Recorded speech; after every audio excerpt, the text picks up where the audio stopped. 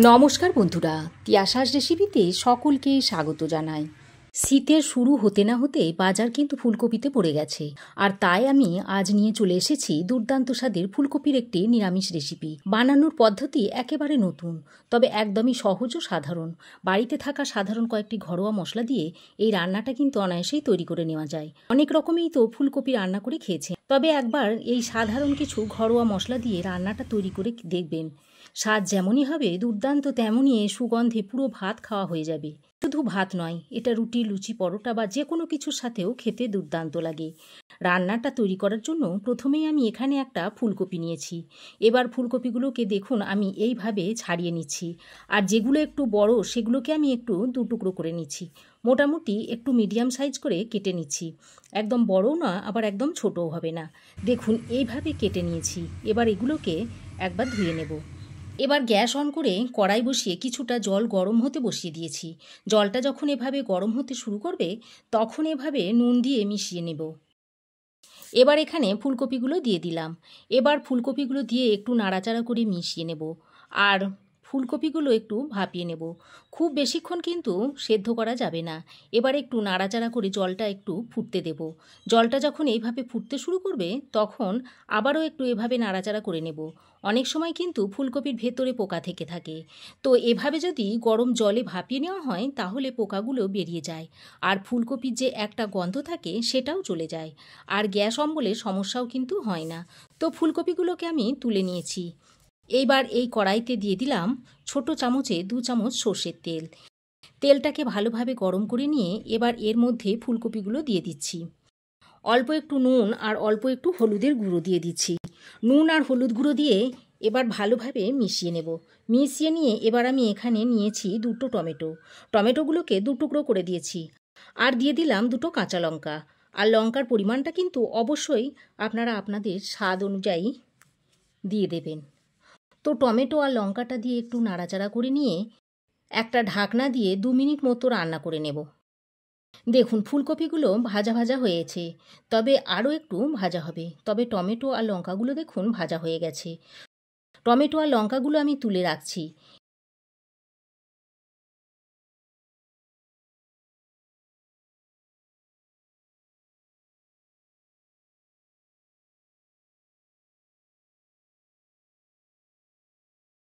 এবার আমি এখানে দিয়ে দিলাম হাফ চামচ মতো গোটা ধনে।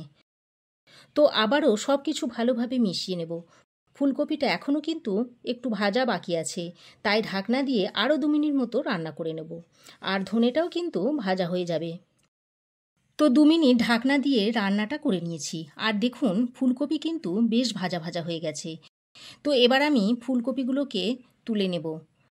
তো একটা একটা করে ফুলকপিগুলোকে আমি তুলে নিচ্ছি,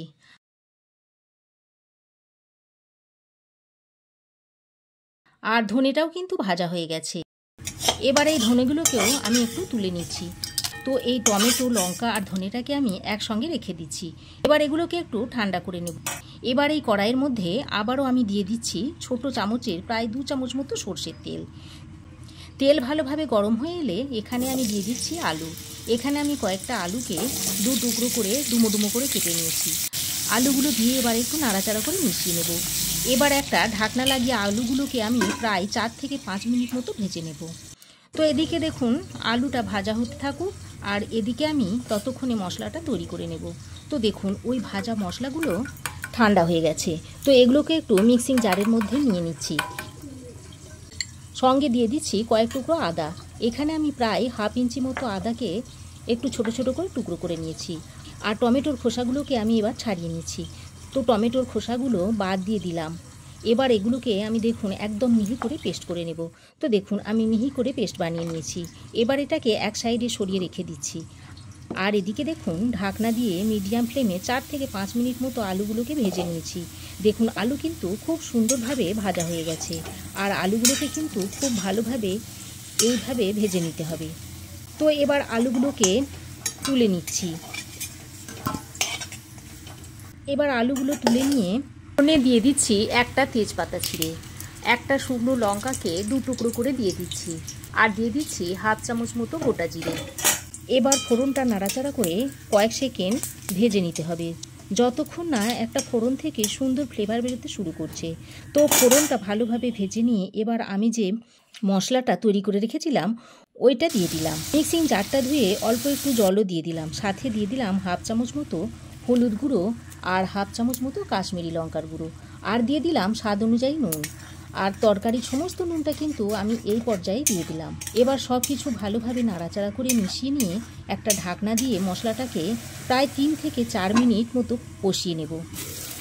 তো দেখুন ঢাকনা দিয়ে দিয়ে মশলাটাকে কষিয়ে নিয়েছি। মশলা থেকে তেল একদম আলাদা হয়ে গেছে। আর এই রকম কিন্তু খুব সুন্দরভাবে মশলাটাকে কষিয়ে নিতে হবে। এবার এখানে ভেজে রাখা আলু আর ফুলকপি দিয়ে দিচ্ছি, আর পাত্রটা ধুয়ে অল্প একটু জলও দিয়ে দিচ্ছি। এবার সব কিছু নাড়াচাড়া করে বেশ ভালোভাবে মিশিয়ে নেব। ভালোভাবে মিশিয়ে নিয়ে এবার আবারও একটা ঢাকনা দিয়ে আলু আর ফুলকপিটাকে মশলার সাথে প্রায় 3 থেকে 4 মিনিট মতো কষিয়ে নেব। আর এইভাবে বারবার একটু কষিয়ে নিয়ে যদি রান্নাটা করা হয়, যে কোনো সাধারণ রান্নার স্বাদই কিন্তু একদম অসাধারণ হয়ে যায়। তো দেখুন ঢাকনা দিয়ে ফুলকপি আর আলুটাকে মশলার সাথে কিন্তু বেশ ভালো করে কষিয়ে নিয়েছি। এবার এখানে দিয়ে দেব গরম জল, প্রায় 1 বাটি মতো গরম জল দিয়ে দিচ্ছি। আর রান্নাটাতে অবশ্যই কিন্তু গরম জলই ব্যবহার করবেন, তাহলে রান্নার স্বাদ বজায় থাকবে। তো সব কিছুই ভালোভাবে মিশিয়ে নিলাম। এবার একটা ঢাকনা লাগিয়ে মিডিয়াম ফ্লেমে প্রায় 4 থেকে 5 মিনিট মতো রান্না করে নেব, যাতে করে ফুলকপি আর আলু ভালোভাবে সেদ্ধ হয়ে যায়। এবার এই রান্নার স্পেশাল মশলাটা আমি তৈরি করে নেব। তো অন্যদিকে গ্যাস ওভেনে একটা তরকা প্যান বসিয়ে আমি এখানে দিয়ে দিচ্ছি 1 চামচ মতো গোবিন্দভোগ চাল, ছোট চামচের 1 চামচ মতো। এবার প্রথমে চালটাকে একটু নাড়াচাড়া করে ভেজে নেব। তো দেখুন চালটাকে একটু নাড়াচাড়া করে ভেজে নিয়েছি। এবার এখানে দিয়ে দিচ্ছি হাফ চামচ মতো গোটা জিরে, আর দিয়ে দিচ্ছি 2টো ছোটো এলাচ আর 1 টুকরো দারচিনি আর অল্প একটু তেজপাতা। এবার আবারও সব কিছু নাড়াচাড়া করে কিছুক্ষণ ভেজে নেব। মোটামুটি যখন মশলাটা চটপট করতে শুরু করবে আর মশলা থেকে একটা সুন্দর গন্ধ বেরোতে শুরু করবে, ততক্ষণ পর্যন্ত মশলাটাকে ভেজে নিতে হবে। তো দেখুন মশলাটা ভাজা হয়ে গেছে। এবার আমি নামিয়ে নিলাম। এবার মশলাটাকে একটু ঠান্ডা করে মিক্সিং জারের মধ্যে ভরে নিচ্ছি। এবার প্রথমে শুকনো অবস্থায় আমি 2-1 বার ঘুরিয়ে দেখুন মিহি করে গুঁড়ো করে নিয়েছি। এবার এর মধ্যে অল্প একটু জল দিয়ে আবারও একটু ঘুরিয়ে এটাকে মিহি করে পেস্ট তৈরি করে নেব। দেখুন একদম মিহি করে পেস্ট তৈরি করে নিয়েছি। এইবার এইদিকে প্রায় 4 থেকে 5 মিনিট মতো ঢাকনা দিয়ে রান্না করে নিয়েছি। এবার দেখে নেব আলু আর ফুলকপিগুলো ভালোভাবে সেদ্ধ হয়েছে কিনা। তো দেখুন দেখিয়ে দিচ্ছি, আলু কিন্তু একদম সুন্দরভাবে সেদ্ধ হয়ে গেছে, আর ফুলকপিগুলো দেখুন একদম সুন্দর সেদ্ধ হয়েছে। এইবার এখানে যে ভাজা মশলার পেস্টটা তৈরি করে রেখেছিলাম সেটা এখানে দিয়ে দিচ্ছি। মিক্সিং জারটা ধুয়ে সামান্য একটু জলও দিয়ে দিচ্ছি। আর এই রান্নায় এই মশলার স্বাদ কিন্তু একেবারে অন্য মাত্রা এনে দেবে। আপনারা ফুলকপি আলু তো অনেক রকমভাবে রান্না করে খেয়েছেন, এবার এই মশলা দিয়ে রান্না করে খেয়ে দেখুন। স্বাদ যেমনই ভালো হয়, গন্ধে কিন্তু সারা বাড়ি মাতোয়ারা হয়ে যায়। তো এবার আমি এখানে দিয়ে দিয়েছি অল্প একটু চিনি, এতে করে স্বাদটা সুন্দরভাবে ব্যালেন্স হবে। তো চিনি আর মশলাটাকে দিয়ে ভালোভাবে মিশিয়ে নিয়ে এবার একটা ঢাকনা লাগিয়ে জাস্ট 2 মিনিট মতো রান্নাটা করে নেব। খুব বেশিক্ষণ রান্না করার প্রয়োজন নেই, জাস্ট 2 মিনিট মতো রান্না করে নিলেই চলবে। আর যেহেতু চাল বাটা দেওয়া আছে, গ্রেভিটা দেখুন বেশ ঘন হয়ে এসেছে, আর ঠান্ডা হলে আরও একটু ঘন হয়ে যাবে। তাই আপনারা যেমন গ্রেভিটা রাখতে চাইবেন সেই অনুযায়ী কিন্তু জলটা দিয়ে দেবেন। তো এইবার এখানে সব শেষে দিয়ে দিলাম হাফ চামচ মতো ঘি। এবার ঘিটা দিয়ে ভালোভাবে মিশিয়ে নেব। ঘিটা দিয়ে ভালোভাবে মিশিয়ে নিয়ে এবার গ্যাসের ফ্লেম বন্ধ করে একটা ঢাকনা দিয়ে স্ট্যান্ডিং টাইমে রেখে দিলেই রান্নাটা কিন্তু একদম রেডি। এবার এটা গরম গরম ভাত, রুটি, লুচি, পরোটা যে কোনো কিছুর সাথেই পরিবেশন করতে পারেন। খেতে কিন্তু জাস্ট ফাটাফাটি লাগে।